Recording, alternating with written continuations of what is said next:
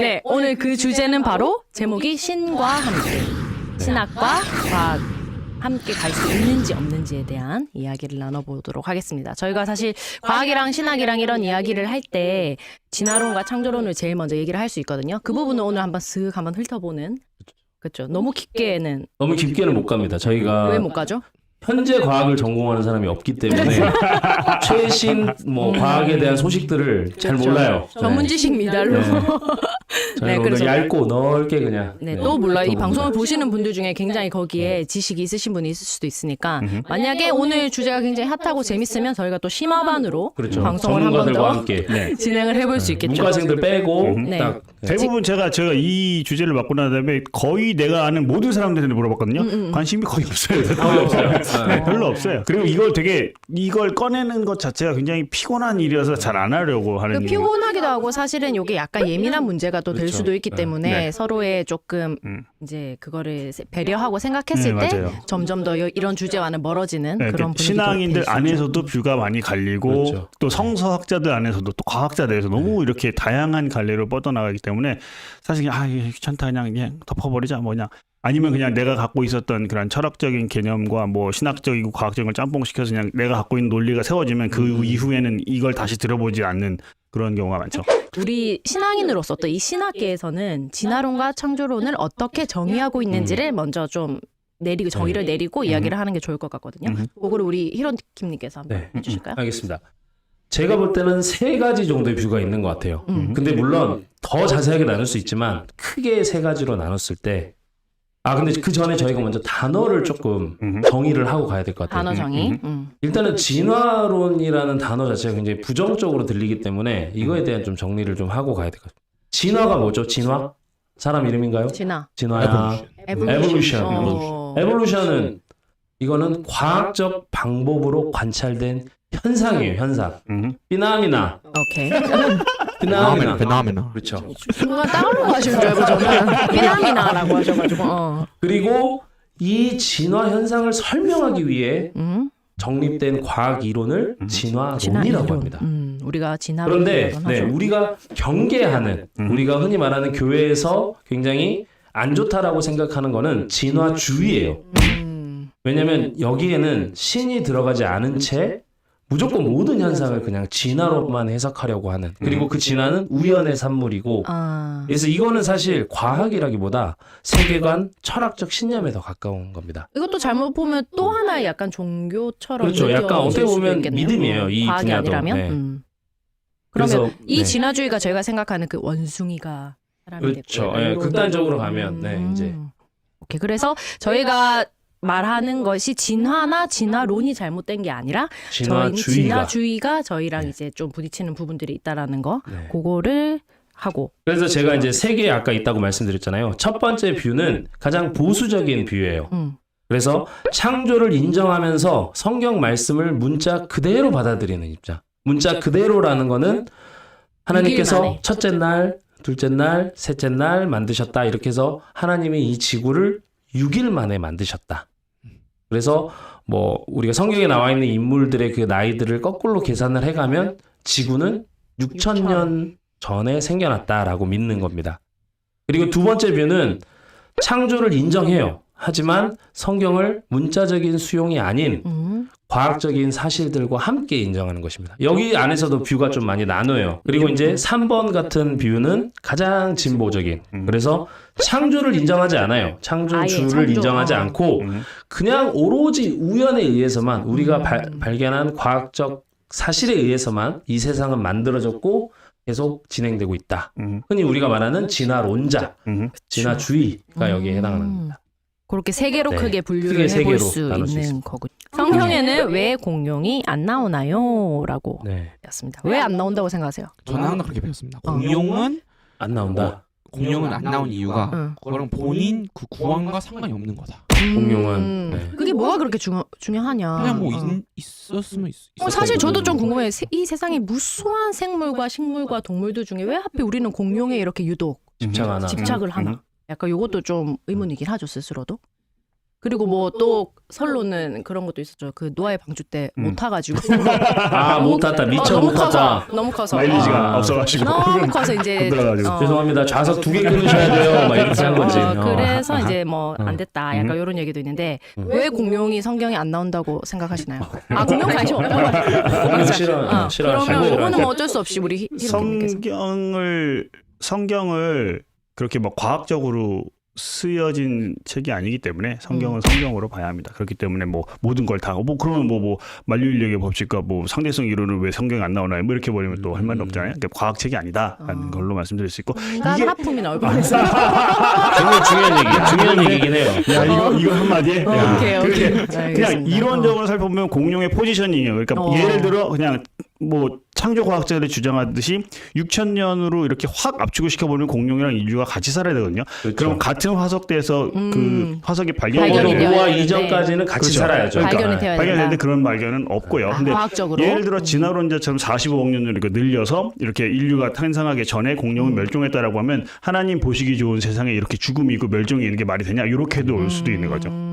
또 우리 미스터 FM님께서 정답을 주셨죠. 성경에 나오는 거는 욥기서에 나오는 베헤못을 공룡으로 보는 학자들이 많이 있다. 베헤못이라는 베헤못. 베헤못 맞습니다. 욥기에 나오는 베헤못. 베헤못. 어떻게 생겼나요? 베헤못이 어떻게 생겼냐고요? 근데 이 베헤못이 꼬리가 백향목 같다라는 이제 그 구절이 있어가지고 그래서 꼬리가 그렇게 큰 거는 공룡밖에 없다. 그렇기 때문에 하나님이 욥기에 공룡에 대한 존재를 집어넣으셨다라고 했지만 이제 사실 또 FM님께서는 많은 신학자들이 베헤못을 공룡으로 보는 사람들이 많다라고 했지만 또 그렇게 보지 않는 분들도 꽤 많아요. 그렇겠죠. 네, 왜냐면 이거 자체가 사실 뭔지 정확히 몰라요, 우리가. 그리고 베헤못이라는 단어 자체가 되게 여러 유래가 있다 보니까 뭐 이집트어에서 물소에 해당하는 단어라는 얘기도 있고 네. 아시리아어에서 괴물을 뜻하는 단어라는 얘기도 있고 아니요, 이거는 정말 그게 아니라 저는 이미지를 한번 찾아보고 제일 중요한 거는 히브리어로 베헤마가 짐승 가축이라는 단어예요. 베헤마. 그거의 복수형으로 베헤못, 짐승들 이렇게 했다라는 얘기도 있어요. 근데 정확한 건 이거는 뭐 누구도 모르죠. 하지만 저도 생각했을 때 하나님이 굳이 욥기 저자에게 공룡이라는 존재를 언급하실 이유가 별로 없고 그렇죠. 네. 그것이 또 우리의 구원과 큰 상관이 없고 그게 나왔냐 안 나왔느냐가 막 우리 신앙을 흔들 정도의 어떤 이슈가 아니기 때문에 저도 크게 상관은 없다라고 봅니다. 한국에서는 하마라고도 번역이 한번 됐었어요. 근데 하마는 꼬리가 너무 귀여워요. 그러니까 정말 이렇게 생겨가지고 하마는 꼬리가 너무 귀여워서 이제 백향목 같은 꼬리가 아니죠. 네. 그러면 이제 진짜 질문이죠. 성경에 왜 공룡이 안 나오냐에 대한 질문을 사실 여기서 할 수 있는 사람은 희기로킴님밖에 없어요. 근데 아까 원집사님 말씀해주신 거랑 같아요. 사실 이게 욥기에서 하나님이 말씀하시고자 하는 그 주제와 공룡 자체가 베헤못이 공룡이건 아니건 간에 그게 결국은 하나님이 이 말씀을 하시면서 이 세상 천지 만물을 지은 이가 누구냐라는 거를 말씀하시는 건데 그것과 사실 상관이 없거든요. 공룡이어도 하나님이 지으셨고 뭐 하마여도 하나님이 지으셨고 혹은 또 다른 뭐 우리가 모르는 어떤 생물이어도 하나님이 지으신 거기 때문에 그것과는 뭐 전혀 상관이 없다. 우리의 신앙과는. 네. 그래서 굳이 성경책에서 꼭 공룡을 얘기해야 할까요?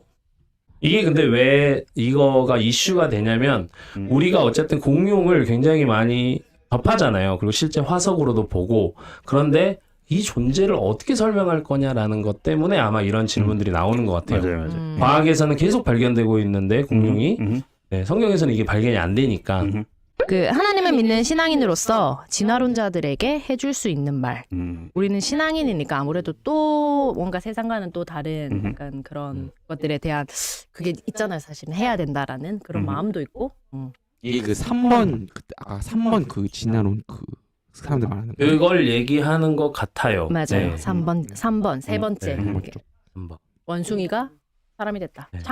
창조신은 없다라고 말하는 그런 분들에게. 근데 또 그렇지 않은 진화론자들도 있거든요. 그렇죠. 창조주 하나님을 인정하면서 응. 그러니까 과학의 영역을 진화까지도 다 수용하시는 분들도 있어요.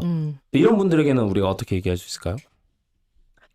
화이팅! 저는 그렇게 말할 것 같아요. 화이팅! 어떻게? 원숭이가 만약에 사람이 됐으면은 왜 원숭이가 아직도 있냐?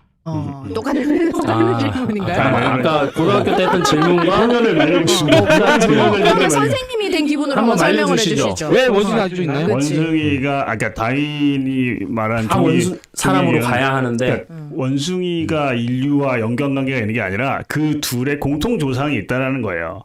그러니까 공통 조상이 있고 공통 조상이 떨어져 나와서 이게 이제 고릴라와 인류, 그러니까 유인원과 고릴라로 분리가 된 거죠. 그래서 고릴라와 인류의 95%의 DNA가 일치한다가 나오는 거고, 그러니까 공통 조상이 있고 그 화석이 발견되지 않았던 거죠. 그렇기 때문에 이제 막 원숭이가 뭐 사람이 안 되냐, 그거는 사실은 좀 진화론적으로 봐서는 이제 말이 안 된다라는 거죠. 좀 질문이 잘못됐는데 아무래도 그 신앙의 영역에서 약간 감정적으로 이렇게 대받아치다 보니까 그럼 왜 원숭이는 지금 원숭이는 안 됐어? 이렇게 얘기도 하고 그럴 수 있죠. 저희는 그럼 우리 아버지가 원숭이야? 막 이렇게도 이제 나오시는 분들도 창조 있고. 과학자들이 말하는 거로는 A에서 C로 진화를 했으면 분명히 B라는 중간 화석이 많아야 되고 발견이 돼야 되는데 왜 안 돼? 그래서 뭐 과학자들 발견하면 그러면 A랑 B 사이의 중간 화석은 또 A가 안 돼. A와 B 사이. 그럼 또 A와 B 사이 발견되면 또 A와 B와 B 사이에는 또 뭐가 있냐? 사이. 계속. 네. 근데 화석은 그렇게 쉽게 만들어지는 것이 아닙니다. 아니죠. 그렇죠. 네, 화석은 모든 게 다 가지고 있는 게 화석은 아니에요. 근데 공룡 화석은 왜 이렇게 많아요? 공룡이 엄청 많았으니까요. 그렇죠. 그리고 공룡도 시대마다 달라요. 공룡이 다 똑같은 뭐 시기에 살았던 게 아니라 이 시기에 좀 살았던 친구들이 있고 또 그 뒤에 시기 뭐 이런 식으로 뭔가 고생대, 중생대, 신생대 좀 이렇게 더 넓게 퍼져 있기 때문에 네. 네, 그렇습니다.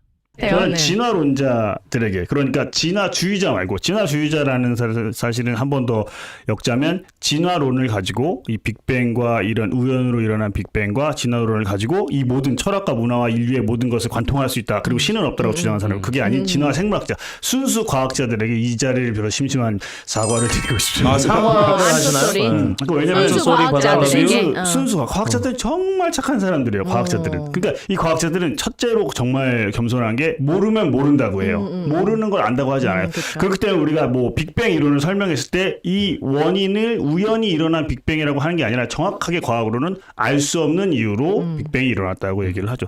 그런 식으로 이제 진화 생물학자는 모르면 모른다라고 얘기를 하고, 두 번째는 자기가 평생 바쳐서 연구한 결과가 나와도 그것을 뒤집을 수 있는 증거가 확실한 이론이 나오면 포기를 해요. 금방 자기는 인정을 해요. 근데 그게 이제 가장 과학자들이 나는 순수하고 겸손하다고 생각하는데, 저희 혹은 또 대부분의 크리스찬들이 창조 과학과 창조 신학이 뒤섞인 채로 개념들을 많이 갖고 있거든요. 어쨌든 제가 뭐 이렇게 준비를 해오기나 좀 안 보이긴 하겠지만 굉장히 공부를 많이 하셨어요. 많이 진짜. 하셨어요. 창조 과학과 창조 신앙이 막 짬뽕 된 대로 우리 대부분의 크리스찬들이 있고, 그거를 딱히 교회가 뭐를 더 정정하려거나 하지 않고 그냥 방치해뒀다는 게 사실은 맞을 거예요.